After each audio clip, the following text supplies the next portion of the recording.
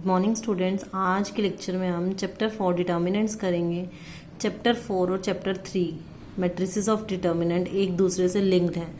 तो चैप्टर 4 पढ़ने से पहले आपको चैप्टर नंबर 3 आना चाहिए, इसलिए सभी बच्चे उसको चैप्टर 3 को ध्यान से कर लेंगे। जितनी भी आपको 4 एक्सरसाइज कराई हैं, 4 की 4 एक्सरसाइज। अब बात होती है डिटर्मिनेंट की। डिटर्मिनेंट हम निकालते किसका है? एक स्क्वायर मैट्रिक्स का डिटर्मिनेंट निकालते हैं। स्क्वायर मैट्रिक्स क्या होती है? जिसमें नंबर ऑफ रोज और number of columns are equal. जैसे नंबर ऑफ रोज और number of columns are equal. For example अगर हम बात करें स्क्वायर मैट्रिक्स है, जैसे 1 क्रॉस 1 की मैट्रिक्स है, 2:2 की मैट्रिक्स है, और या फिर 3:3 की मैट्रिक्स है। वैसे 4:4 की मैट्रिक्स भी होती है, बट हमारे सिलेबस में यही 3 है, 1:1, 2:2 और 3:3। तो आपने जब भी डिटर्मिनेंट हमारे पास क्या होता है, जैसे अगर हमने बात की है 2 3 4 5, 2 3 4 5 एक मैट्रिक्स है, हमने इसको क्या नंबर एसोसिएट किया हुआ है, क्या नंबर देना है, या फिर जैसे क्लास में हमारे पास रोल नंबर होते हैं कि मैंने एक बच्चे का रोल नंबर 1 रख दिया, एक का 2, एक का 3, एक का 4। ऐसे ही इस मैट्रिक्स को क्या नंबर देना है, वही हमारा क्या होता है? डिटर्मिनेंट होता है। उसको कैसे निकालेंगे हम बाद में देखेंगे। जैसे इसको हमने दे दिया है, यहाँ पर 2 ले लेते हैं, 2 नंबर दे दिया इसको, तो किसी और को मैंने 3 दे दिया। तो अलग अलग मैट्रिक्स को अलग अलग नंबर जो देते हैं, वही नंबर, ये नंबर ही हमारा क्या है? डिटर्मिनेंट है। और डिटर्मिनेंट मैंने आपको बताया, अगर मैं इस मैट्रिक्स की बात करूँ 2 3 4 5 7 8, इस मैट्रिक्स का determinant not possible. Determinant not possible क्यों है? Because this matrix is not square matrix. Square matrix नहीं है, क्योंकि ये 2:3 की मैट्रिक्स है। इसमें नंबर ऑफ रोज और नंबर ऑफ कॉलम्स सेम नहीं है। तो डिटर्मिनेंट जैसे ए अगर एक मैट्रिक्स है 2 3 5 2, ये एक मैट्रिक्स है, या 2 3 5 7 ले लेते हैं। 2 3 5 7 एक मैट्रिक्स है। हमने इसका डिटर्मिनेंट ए को हम इससे डिनोट करते हैं, सीधी लाइनें लगा लेते हैं। अगर किसी मैट्रिक्स ए के आगे ये लाइनें लगी हुई हैं 2 3 5 7, या फिर सिंपल लिखा हुआ है कि ए मैट्रिक्स गिवन है। मैट्रिक्स में हमेशा ब्रैकेट्स की फॉर्म में होती है, ठीक है।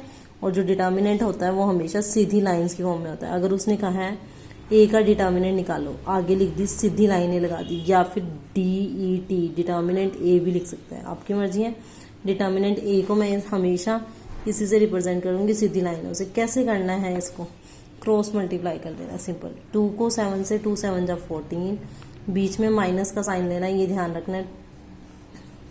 नीचे ऊपर से नीचे आते हुए 2 7 जा 14, अब नीचे से ऊपर जाते हुए 5 3 जा 15, और बीच में नेगेटिव का साइन आएगा। 14 में से 15 गए हमारे पास, 14 में से 15 गए, क्या होते हैं? माइनस के 1। ये आपका आंसर आ गया है। बिल्कुल ही सिंपल है ये आपका 2:2 का मैट्रिक्स का डिटर्मिनेंट निकालना। आपने हमेशा क्या करना है? क्रॉस मल्टीप्लाई करना है। 2 7 जा 14 और 5 3 जा 15, बीच में नेगेटिव का साइन लेना है। अगर ऑलरेडी आपके पास नेगेटिव का साइन है तो आपने फिर वो नेगेटिव का साइन तो लेना ही है, साथ में एक और नेगेटिव आ जाएगा जो आपके पास होगा। उसके बाद आप इसमें जो है कुछ हमारे पास मैट्रिक्स होंगी, उसका सिंगुलर नॉन सिंगुलर भी हम बाद में करेंगे।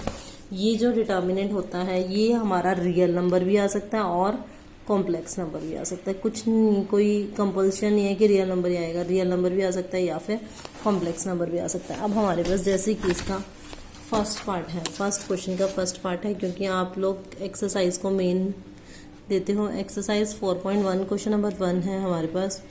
ई प्लस ऊपर लिखा हो एक्सपेंड द फॉलोइंग डिटर्मिनेंट्स, और सिंबल देखेंगे, सीधी लाइनें डाली हुई है इसमें। पहले ही क्वेश्चन में क्या डाली हुई है? सीधी लाइनें। A plus iota B, C plus iota D, और minus C plus iota D, और ए माइनस आयोटा बी। कैसे करना है इसको? पहले इज इक्वल्स टू, आपकी मर्जी है, आप नाम देना चाहते हो तो नाम दे दो। ए दे दिया, determinant of A. Determinant of A क्या आ जाएगा इसका? क्रॉस मल्टीप्लाई, इसको इससे, इसको इससे।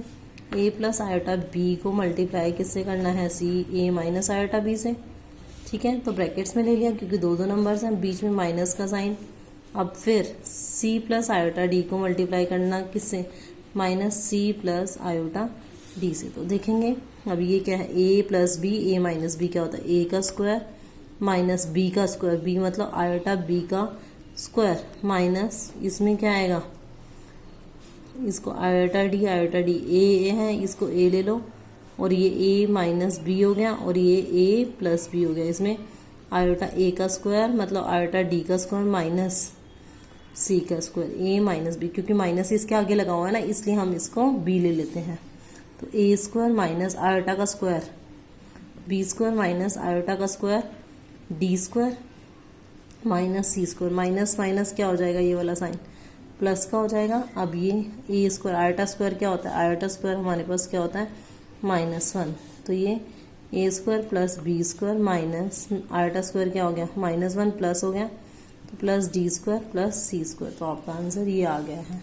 इसी का एक और सेकेंड पार्ट भी देखेंगे, क्या है, sine 10 degree minus cos 10 degree, sine 80 degree और कोस 80 डिग्री। इसको कैसे करना है, इसमें भी इसको डिटर्मिनेंट ऑफ ए, या सीधा डायरेक्ट भी करना चाहते हो डायरेक्ट भी कर सकते हो, ना लेट करो। तो साइन 10 डिग्री को किससे मल्टीप्लाई करना है, कोस 80 डिग्री से, माइनस का साइन आएगा, बीच में माइनस का साइन आता है, साइन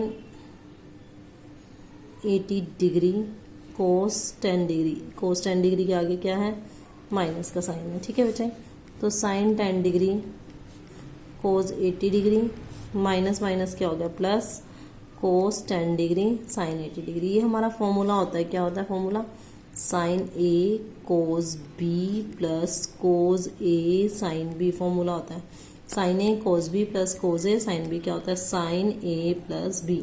ऑल्टरनेटिव साइन मतलब आते हैं, पहले साइन के साथ ए आया तो कोस के साथ बी आएगा, फिर कोस के साथ अगर ए आया तो साइन के साथ क्या आएगा बी।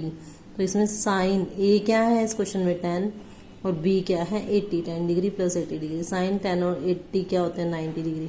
तो साइन 90 क्या होता है, sine 90 is equals to 1, sine 90 क्या हो गया है हमारे पास 1। इसी तरह से हम इसका एक थर्ड पार्ट भी सेम है, थर्ड पार्ट भी चलो मैं आपको करा देती हूँ। थर्ड पार्ट हमारे पास क्या है, √6 √5 √20 √24, ये खुद करेंगे, वैसे सिंपल है अपने आप हो जाएगा आपके पास। फोर्थ पार्ट एक बार देख लेंगे, log ए बी, आप log से घबरा जाते हैं, 1 log बी ए। अब ये हमारे पास सिंपली है, इसका डिटर्मिनेंट जब निकालेंगे log A B log B A, log A B log B A minus 1 को 1 से मल्टीप्लाई किया 1, और ये जब इंटरचेंज करके बेस आता है ना log A B log B A, ये 1 होता है, ये ध्यान रखना है हमने। log ए बी और log बी ए क्या होता है 1, 1 माइनस 1 क्या आ गया आपका आंसर 0 आ गया है। तो इसका फिफ्थ पार्ट और थर्ड पार्ट आप खुद करेंगे। इसके बाद जो इसका सेकेंड क्वेश्चन है एक बार देखेंगे, क्वेश्चन नंबर 2 हमारे पास क्या है इसका, find the value of x in each of the following cases. x की वैल्यू निकालनी है, जैसे x minus 2 minus 3 3x 2x is equals to 3, maximum time इस टाइप का क्वेश्चन आ जाता है। पहले आपने क्या करना है, इसका डिटर्मिनेंट, इसने कहा है कि इसका जो डिटर्मिनेंट है 3 के इक्वल है, इसका डिटर्मिनेंट 3 के इक्वल है, तो हम इसका डिटर्मिनेंट निकालेंगे, क्या आएगा x माइनस 2 को मल्टीप्लाई करेंगे किससे 2x से, माइनस अब क्या करेंगे 3x को मल्टीप्लाई करेंगे किससे -3 से, और इक्वल टू में क्या रखेंगे 3। ध्यान से देखेंगे क्रॉस मल्टीप्लाई किया है, x माइनस 2 को 2x से और 3x को -3 से, और बीच में तो माइनस का साइन होता ही है।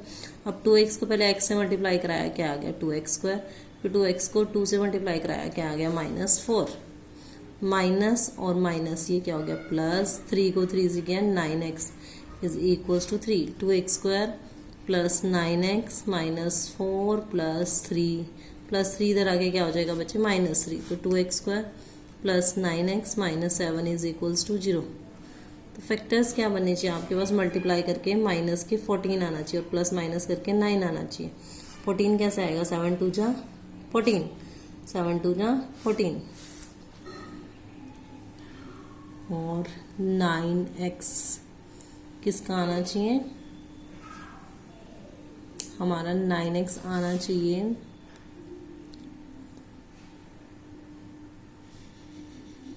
9 हमारा आना चाहिए प्लस का, ये कुछ गड़बड़ तो नहीं हो रही है, 7 और 2 को ऐड करके हमारे पास क्या आता है, 9 आता है। 7 और 2 को ऐड करके 9 आता है। अगर हम क्या करते हैं इस क्वेश्चन में, 2x²,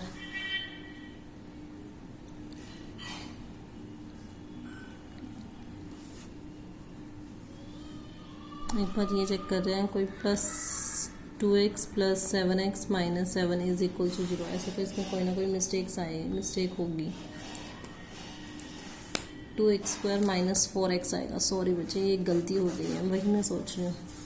2x² माइनस, क्योंकि 2x को -2 से किया -4x, तो ये 2x² + 5x, 9x में से 4x गए, 5x -3 = 0। तो मल्टीप्लाई करके हमारे पास क्या आना चाहिए, 6 - के 6 प्लस में माइनस करके 5, 6 × 1 = 6, 6 में से 1 गए 5, तो 2x² + 6x - 1x - 3 = 0। तो आपको यहाँ कॉमन क्या आ जाएगा, आपका 2x कॉमन आ जाएगा, यहाँ x + 3 और यहाँ पर -1 कॉमन आ गया, x + 3 = 0।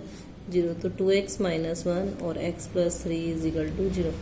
x की वैल्यू 1/2 और x की वैल्यू यहाँ से -3।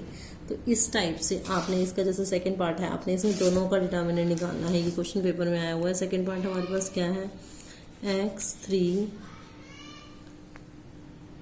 6 2x, x3 6 2x = 6 9 2 3। दोनों का डिटर्मिनेंट निकालने के लिए कहा है, दोनों का। x को 2x से किया 2x², 6 को 3 से किया -18, 6 3 = 18, 6 3 = 18 और 18 - 18 क्या होता है, 0। ठीक है बेटा, 2x² - 18 = 0। 2 दोनों में से कॉमन, x² - 9 = 0। 2 उधर जाके 0 हो जाएगा। x² - 9 का मतलब 3 का स्क्वायर, एक बार x - 3, एक बार x + 3, यानी कि x की वैल्यू क्या आ जाएगी, x - 3 को भी 0 के को ले लिया, x + 3 को भी 0 को, x की वैल्यू 3 और x की वैल्यू -3। तो आपके ये आंसर आ जाएंगे। तो आपने इस स्टेप पे इसके क्वेश्चन नंबर 1 और 2 करने हैं। Thank you students.